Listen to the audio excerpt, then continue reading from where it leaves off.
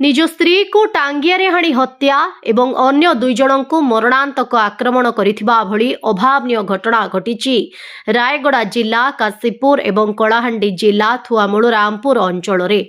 सूचना अनुसार काशीपुर थाना मुनुसगां पंचायत भाटीपास ग्रामर गुरुनाथ गौड़ निज स्त्री पुष्पा गौड़ बयस 45 ताकु सोमवार राति टांगियारे हाणी फेरार होई निकट जंगल को चली जाइथिला।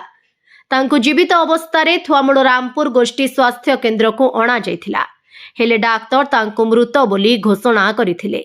एपटे मंगलवार सकाळु रक्तमुखा होई बुलुथुबा गुरुनाथ जहाकु देखिला ताकु आक्रमण करबाकू उद्यम करुथुला।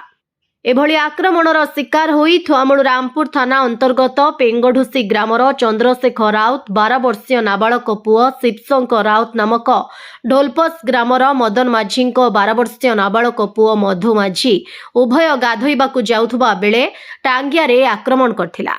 शिवशंकर को तंटीरे हाणिथिबा बेले मधु माझी को पेटरे आघात करथिला। शिवशंकर एवं मधु दुई नाबालक गुरुतर अवस्था पड़िथिबा बेले लोके उद्धार करी तुरंत थुआमूल रामपुर गोष्ठी स्वास्थ्य केन्द्र को अणा जाइथिला।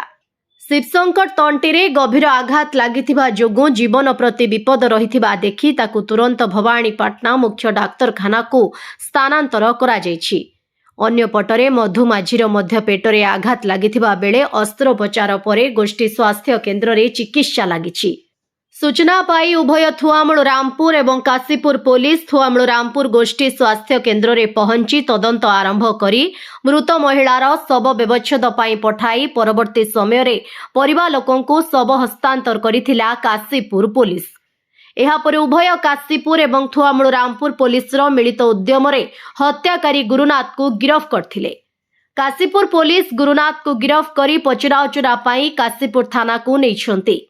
काहिंकी एवं केउ कारणरू गुरुनाथ एभली विभत्स कांड घटाइछि पुलिस रो पचराउचरा एवं तदंत परे जणा पड़िबो।